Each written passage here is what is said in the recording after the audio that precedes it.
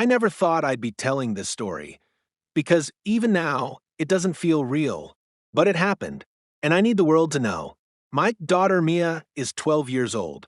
She's disabled, she struggles with mobility and speech, but she's the sweetest soul on earth.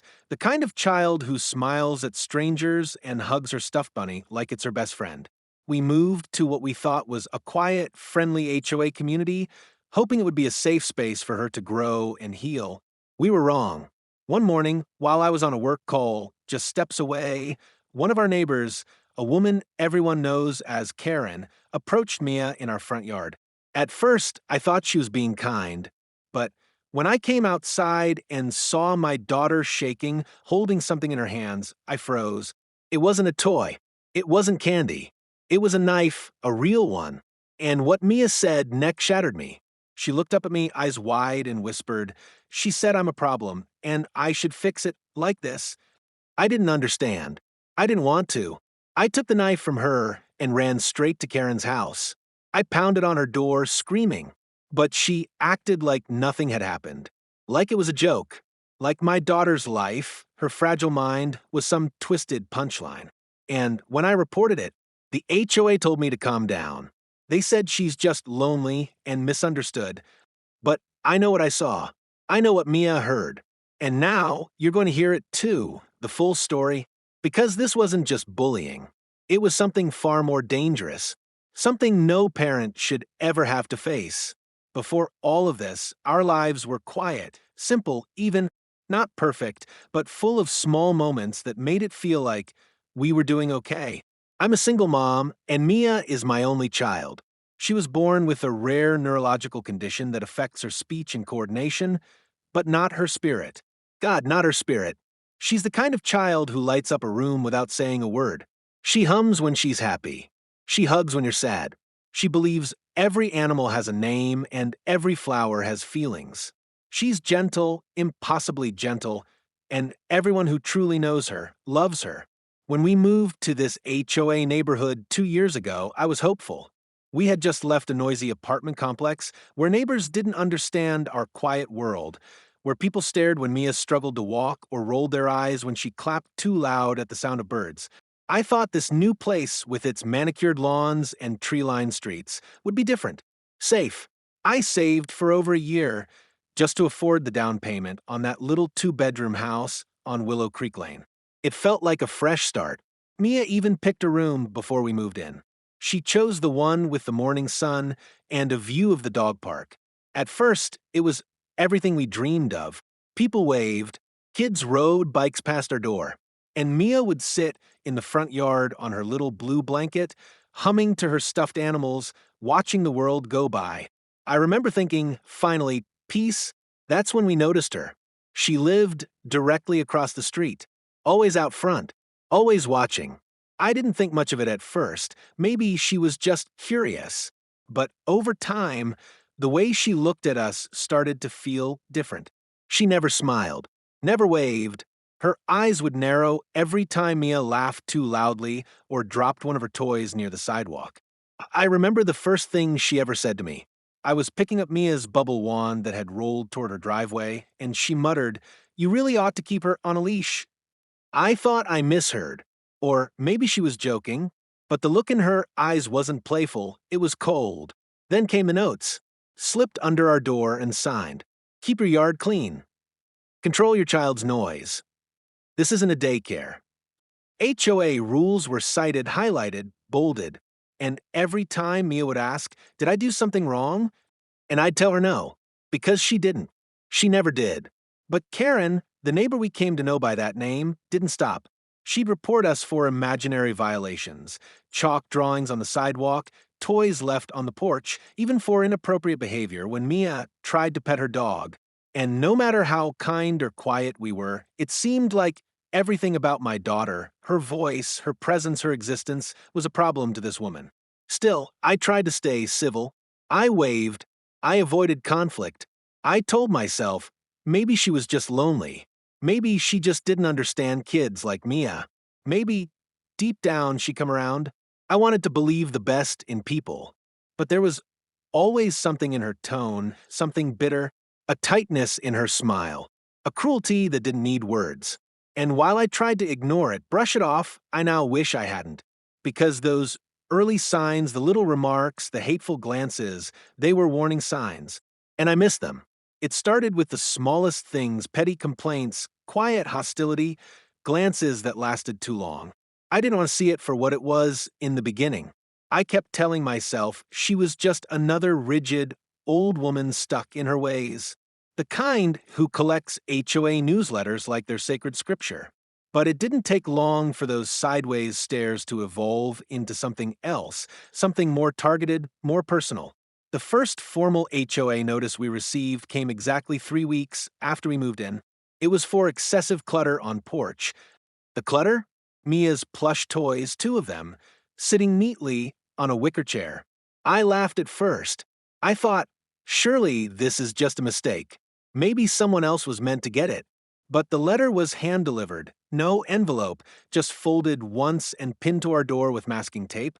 A little note scribbled on the bottom in blue ink, "Neighborhood standards matter. Clean up after your child." It wasn't signed, but I knew. From that day on, it was relentless. The citations kept coming for toys left on the grass, for unauthorized sidewalk art. It was chalk drawn by Mia, for leaving medical equipment outside, her pediatric walker. Each letter more passive-aggressive than the last, each one tugging at my sanity, and when I finally confronted the HOA representative at the quarterly meeting, she told me, well, some neighbors are very particular. We just have to keep peace. Peace? Mia had stopped playing in the front yard by then. She'd whisper to me, "I think the house lady is mad at me." She stopped drawing with chalk, stopped waving at the mailman. One day she asked me, should I hide when I laugh? That broke me. And then came the dog incident. Karen had this small white terrier named Muffin, the kind of dog that yaps nonstop but looks like a cloud with legs. One afternoon, Mia was waiting for her school transport van. Muffin wandered toward our front path. Mia, being the affectionate child she is, reached out and softly said, "Hi, puppy." That's it. No grabbing, no chasing, just a smile and a wave. Karen screamed. I mean screamed. She stormed across the street like a winded banshee and yelled, "Don't touch my dog. Keep your filthy child away." Filthy. That word clung to my ears. I stood frozen for a moment, then walked toward her, trying to keep my composure. "She didn't touch your dog," I said. "She was just saying hi." Karen looked me dead in the eye and hissed, she shouldn't even be outside, unsupervised. I lost it. She's not a danger. She's a child. A sweet one. But Karen didn't back down. Instead, she pointed a finger at Mia, trembling with rage. "You let her wander around with that thing on her legs like this is some kind of therapy camp. This is a neighborhood, not a hospital." That night, I cried for hours after putting Mia to bed, not just from the anger, but from the helplessness, the sense that I couldn't protect her from something as poisonous as this woman. And the worst part? The HOA didn't care. I reported the incident word for word. The same board that handed us warning letters over sidewalk chalk now told me they'd look into it. 2 weeks later, they sent us a warning for verbal confrontation with neighbor. The humiliation didn't stop there. At a neighborhood barbecue hosted by the HOA, I brought Mia with me against my gut instinct. I told myself, maybe we were overreacting, maybe this was a chance to rebuild a little normalcy. Everything was going well until Karen arrived. She didn't just avoid us, she made sure others did too. I saw her whispering to 2 women at the drinks table. They looked at Mia, then turned away, barely hiding their disgust. One mother whose daughter goes to the same school as Mia later told me, "I heard Karen said your child is unstable and that she's had episodes." I couldn't breathe for a moment. What episodes? Mia isn't violent. She isn't dangerous. She just has tremors. Sometimes she zones out. Sometimes she needs help walking. But in Karen's twisted view, those were weapons. Proof of being unfit. We began to live a little quieter after that. Fewer trips outside. Mia would wave through the window instead of playing in the yard. She started asking why other kids didn't say hi anymore. Why they laughed at her braces, I didn't have answers. I was drowning in rage I had nowhere to place. I began keeping a journal, writing down every interaction, every comment, every citation, because part of me knew this wasn't over. Karen wasn't just annoyed by us. She was obsessed, obsessed with Mia, obsessed with our presence, with erasing us. Then came the sidewalk incident. Our driveway had a gentle slope, and Mia sometimes used her walker to trace little loops along the sidewalk. It was one of her favorite routines, 10 minutes of calm motion before school. One morning, Karen was outside watering her plants. As Mia passed by, she deliberately turned the hose toward her feet. A sharp stream of water hit Mia's walker, then splashed up her legs. Mia froze. She didn't even cry, just looked confused and hurt. Karen didn't apologize. She looked up and said, "Sidewalks aren't meant for therapy sessions." I filed another complaint. This time, I included the time-stamped Ring camera footage from our front door. I was confident, finally undeniable proof. But a week later, I received a formal letter from the HOA stating that no malicious intent was found and neighbors are advised to avoid unnecessary contact. They were protecting her. Again, it was around then I started noticing that Mia had begun stimming more, rocking gently when stressed, which she hadn't done in years. Her speech slowed. Her smile disappeared in public. One night, I found her in her room, clutching her bunny, whispering to it, "I'm not a mistake. I'm not a mistake." Over and over. I snapped. I went across the street the next morning. I was done being silent. I knocked on her door. When she opened it, she gave me that same fake smile, the kind that never touches the eyes. I said, "Stay away from my daughter. Whatever issue you have with her, bury it. She is a child, and you are a cruel, bitter woman." Karen didn't flinch. She just tilted her head and said, "Some people don't belong in certain places. That's not cruelty, that's nature." That's when I realized this wasn't about toys or chalk or sidewalk marks. This was about who my daughter was. Karen hated weakness. She said it in her own words. Some people don't belong. She didn't see Mia as a child.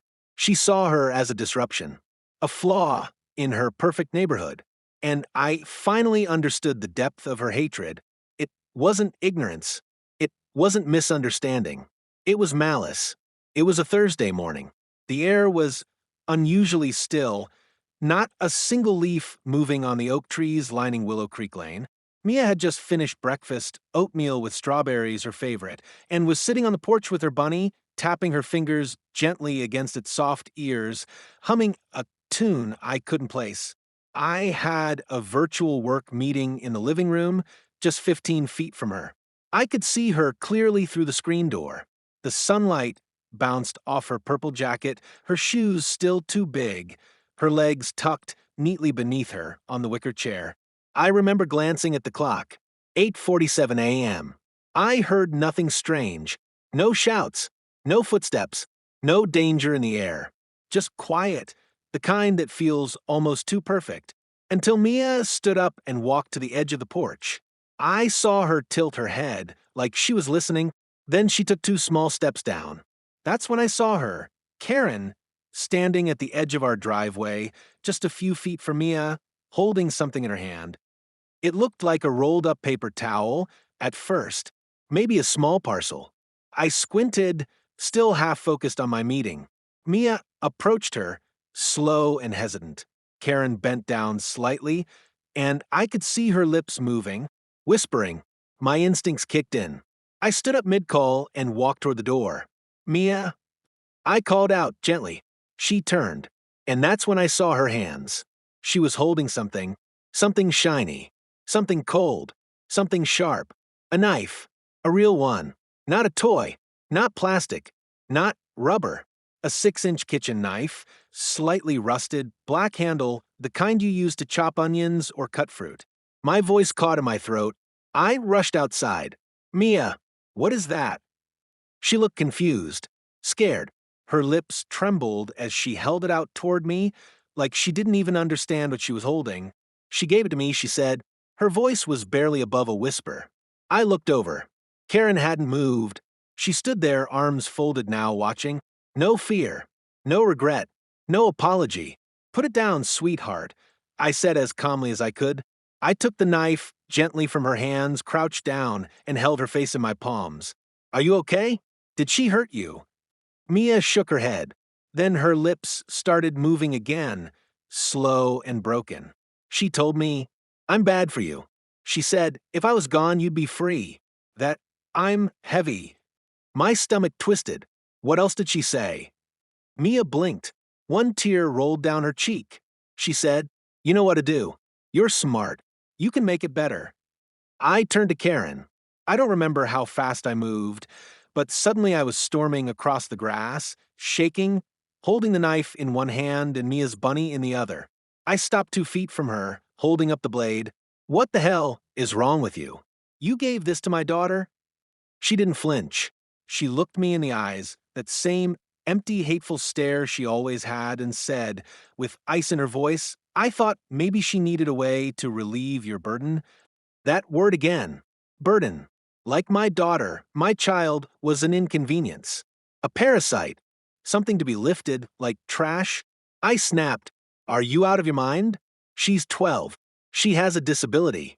And you just handed her a weapon and told her she didn't deserve to live? Karen shrugged. She's not normal, she said. People like her don't thrive. They just drain everyone around them. I was shaking. I couldn't breathe. I couldn't even scream anymore. The fury sat in my chest like a boulder. Mia had followed me by now. She stood behind me, clutching her bunny, her tiny voice trembling. Mommy, did I do something wrong? That broke me. I grabbed Mia and held her tight, then called the police. The officers came 20 minutes later. I explained everything. I gave them the knife. I repeated Karen's words.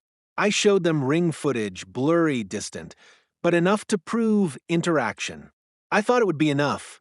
But the officer, mid-30s, tight jaw, tired eyes, just shook his head and said, she didn't physically harm your daughter.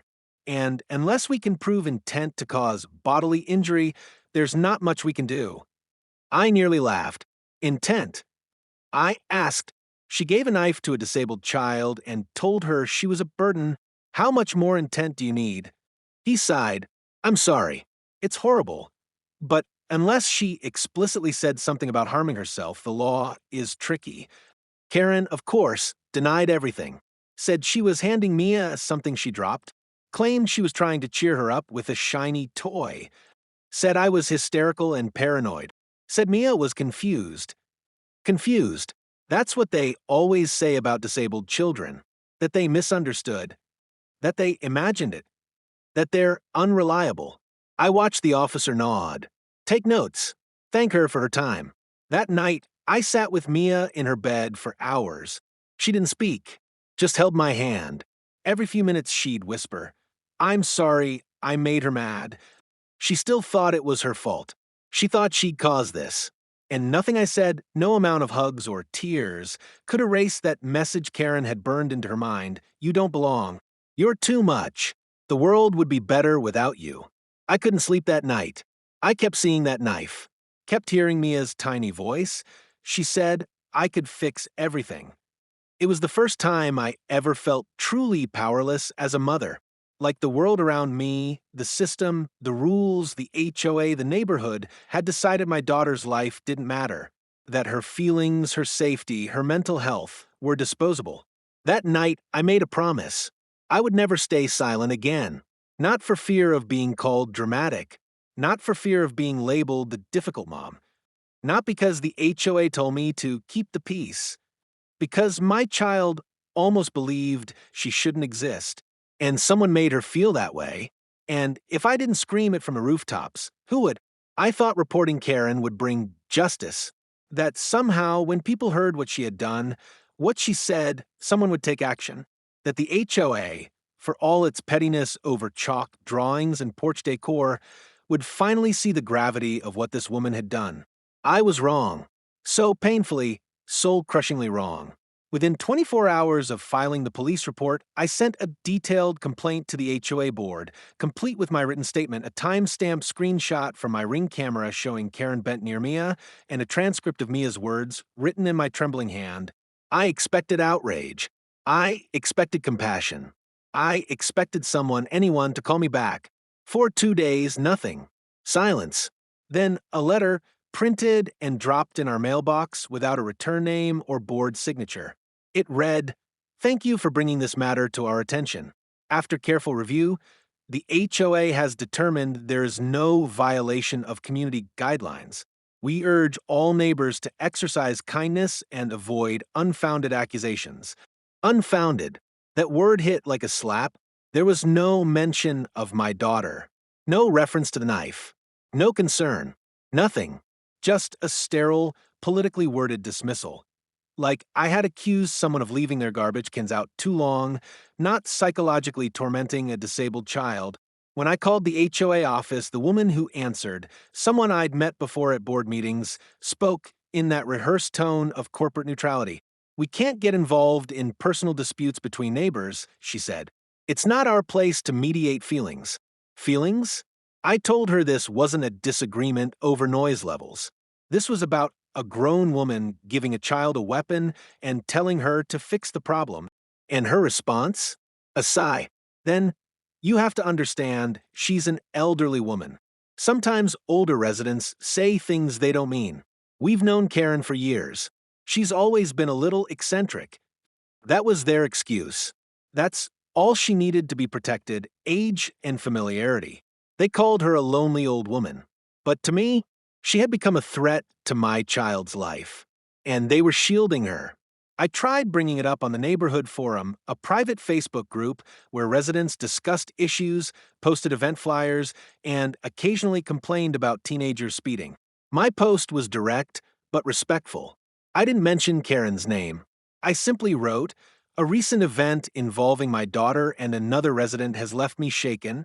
We are dealing with something serious involving verbal and emotional harm, and I urge the HOA to take the safety of children seriously." Within an hour, my post was removed.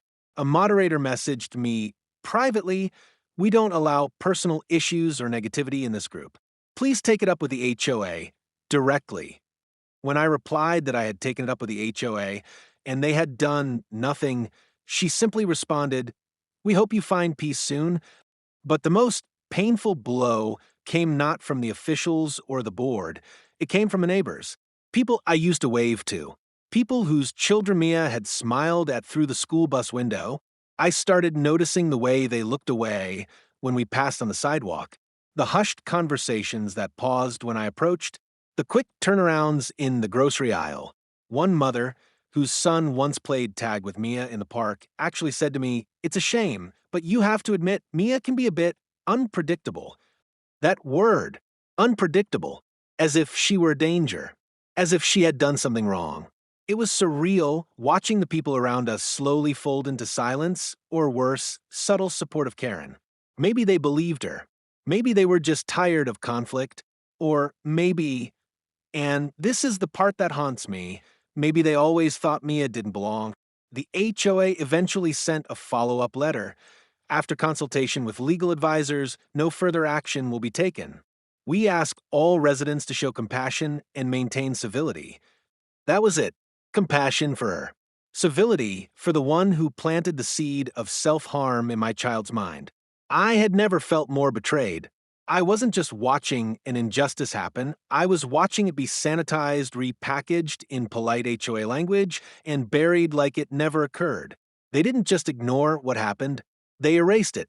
And in doing so, they told every vulnerable child and every parent in that neighborhood that safety is secondary to appearances. That night, I sat at my kitchen table and stared at the stack of HOA letters I'd saved since we moved in, every warning, every passive-aggressive note, every denial.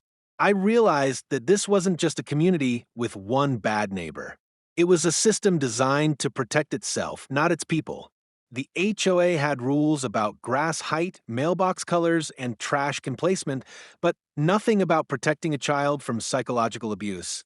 Nothing about ensuring disabled residents aren't targeted.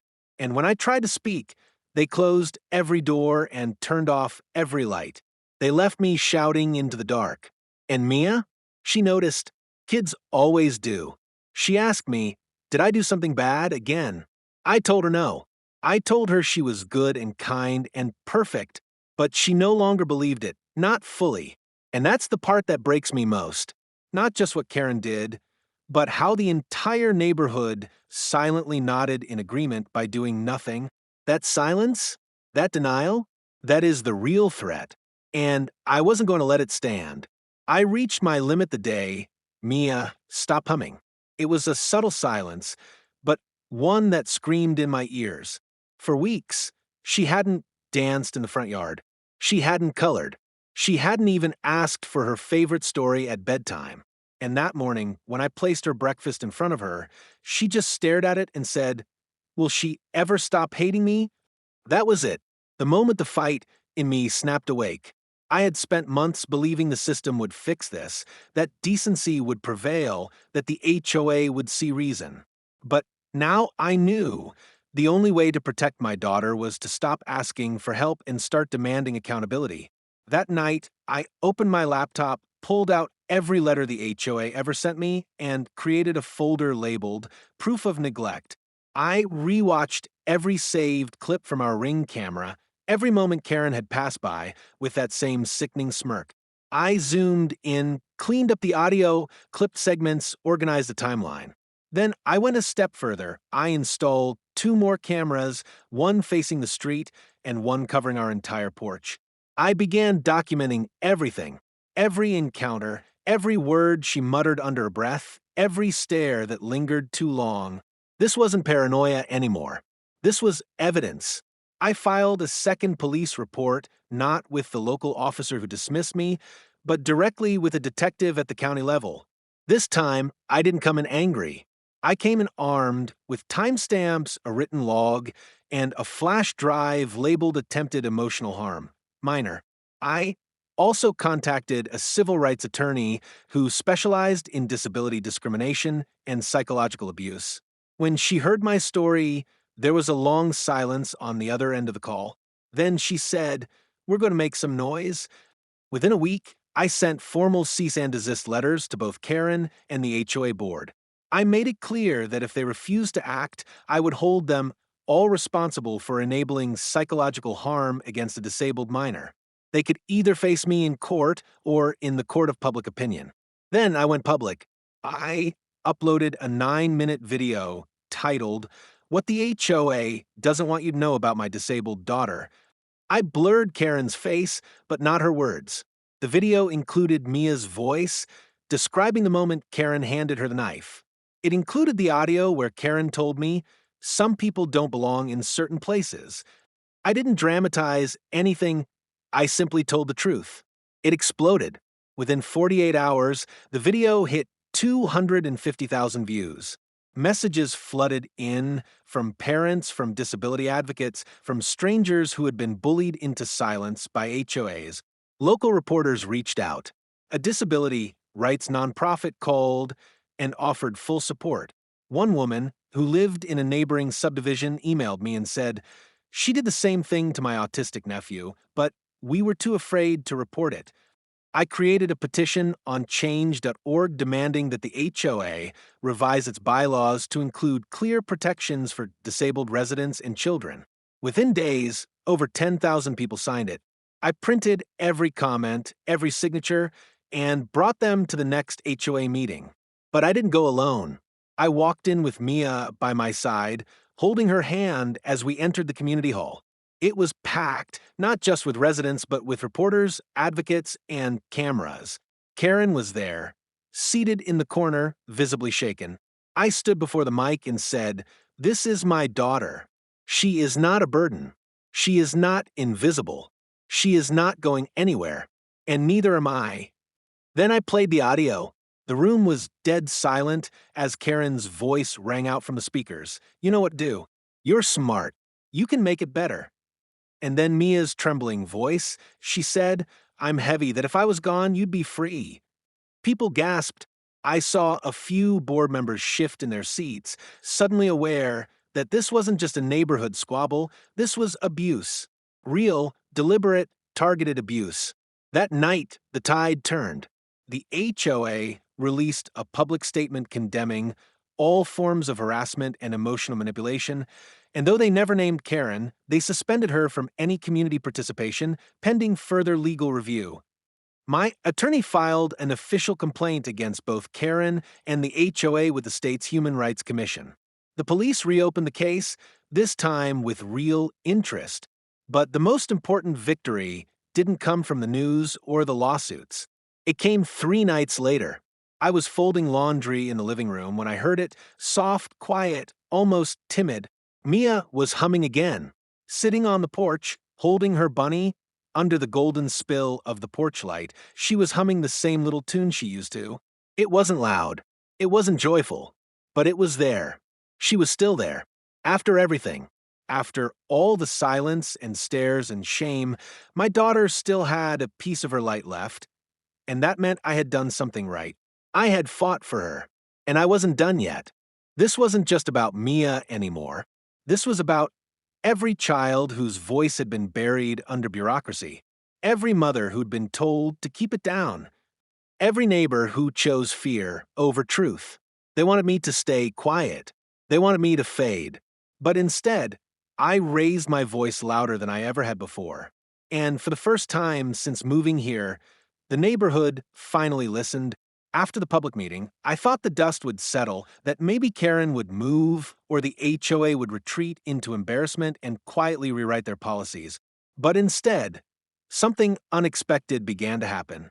People started talking. People who had once avoided me at the mailbox. People who used to walk on the other side of the street when Mia and I passed by. Slowly, cautiously, they began to step forward. It started with a handwritten letter slipped into my mailbox. No name, just careful block letters. We had issues with her too. You're not alone. The next day, a mother from 3 houses down, a woman who had never so much as nodded at me, knocked on our door holding a bouquet of sunflowers. I owe you an apology, she said, eyes brimming. She bullied my daughter 2 years ago, said she was too loud. I didn't speak up because I didn't think anyone would believe me. Her voice broke. I'm so sorry I stayed quiet when you needed support. As the days passed, stories poured in. A family with a son on the autism spectrum admitted Karen had once filed a complaint because he made unusual sounds in the yard. An elderly couple said she threatened to report them for declining hygiene after the husband began using a walker. A teenage girl sent me a direct message on Facebook. She used to follow me home after school and say, I walked like I was drunk. I thought I was going crazy. Thank you for standing up. Even a former HOA board member, someone who had moved out of the neighborhood a year before, emailed me and confessed she's had multiple warnings in the past. But no one wanted to push it. She knew how to intimidate without getting her hands dirty. That's when the real picture started to emerge. Karen wasn't just a mean neighbor. She was a chronic predator, a manipulator who knew exactly where to strike and who to target. Always those who wouldn't fight back. The disabled, the different, the meek. And the HOA? They knew. At least some of them did. I filed an information request under the Freedom of Information Act for any prior complaints involving her. While most were redacted, I received confirmation that there were 4 previous complaints tied to her name, 2 involving children. None were escalated. None were recorded as formal violations. They had all been dismissed as neighborly misunderstandings. I felt sick. Mia wasn't the first, and if I hadn't said anything, she wouldn't have been the last. But the cover-up went deeper than negligence. It was calculated. A neighbor who worked part-time in the HOA's administrative office told me off the record that board members had intentionally buried complaints to avoid the appearance of conflict within the community. Translation: image mattered more than innocence, more than my daughter's safety, more than truth. It explained everything: why my reports were ignored, why the footage was dismissed, why the Facebook post vanished. They weren't just afraid of Karen. They were afraid of accountability. But with every voice that came forward, the silence cracked.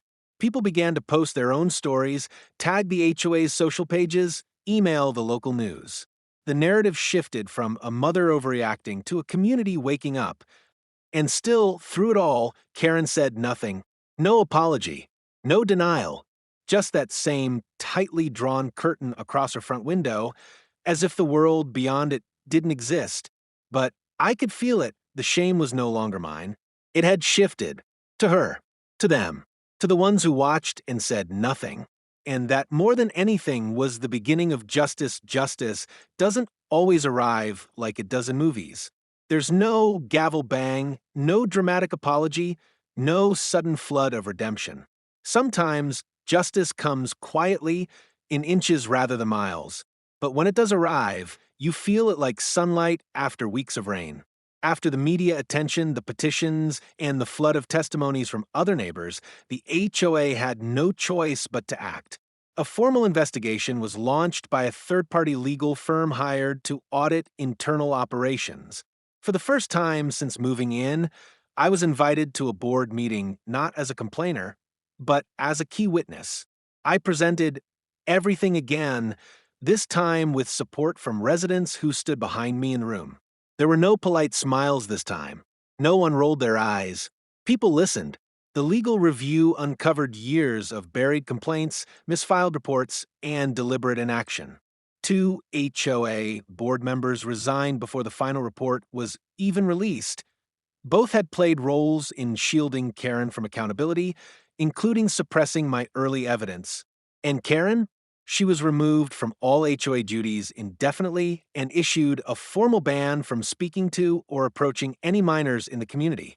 The language was vague, boundary violations, emotional misconduct, but we all knew what it meant. She didn't face jail. She didn't move out. But for the first time, she was alone. The curtain across her window stayed shut. Her porch, once crowded with decorations and passive-aggressive flyers, stood bare. And people no longer looked at me like I was the problem. They looked at her. But the bigger victory was at home. Mia changed. Not overnight, not suddenly, but slowly, like a garden coaxed back to life. She started humming again in the mornings. She drew pictures on the sidewalk again, this time with neighbors joining her, handing her chalk, encouraging her. One little girl even wrote beside her, "You are perfect, Mia." I cried when I saw it. Mia asked me if Karen was gone. I told her no, but that she couldn't hurt us anymore. That people knew the truth now. That she was safe, and more than safe, seen. I also changed. I stopped waiting for the right time to speak. I began volunteering with a local disability advocacy group, helping families navigate housing discrimination and toxic HOA behavior. I gave interviews. I spoke on podcasts. I shared our story, not because I wanted sympathy, but because I knew there were other MIAs out there.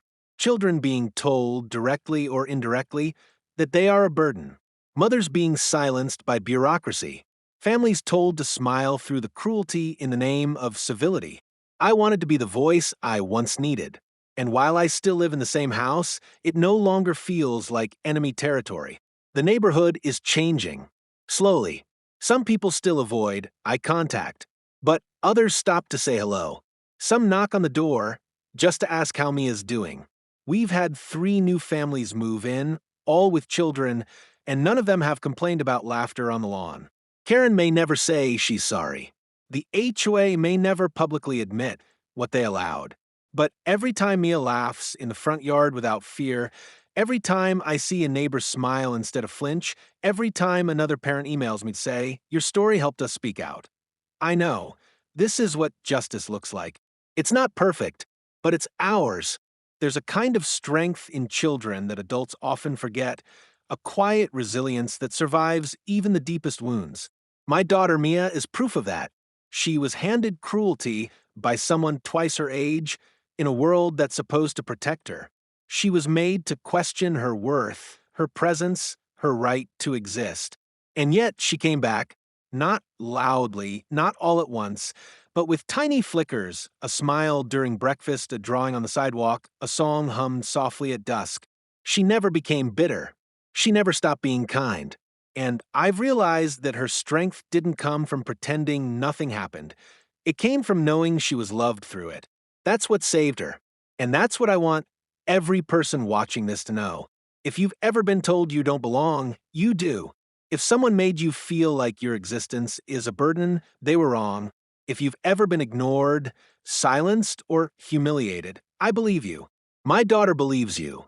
You are not alone, and you don't have to stay quiet. Whether it's a school, a workplace, an HOA, or a neighbor with too much power and too little compassion, you can fight back. And if your voice shakes when you speak, speak anyway. Because silence protects no one but the abuser. My story isn't unique. That's the painful truth. But maybe sharing it can make someone else braver. Maybe it can help stop the next Karen before she breaks another child's heart. So if you felt anything watching this, anger, pain, sadness, hope, do something. Like, comment, and subscribe to this channel. Share this story. Start a conversation. Support someone who's struggling. Because this isn't just about one mother, one child, or one neighborhood. This is about justice. And together, we can give the voiceless a voice. If this story touched your heart, don't let it end here. Like this video, speak up in the comments, and don't forget to subscribe. This isn't just my story. It's the voice of every parent who was silenced, every child who was hurt and unheard. Your one click could help someone feel seen. Silence protects cruelty. Your voice can break that silence.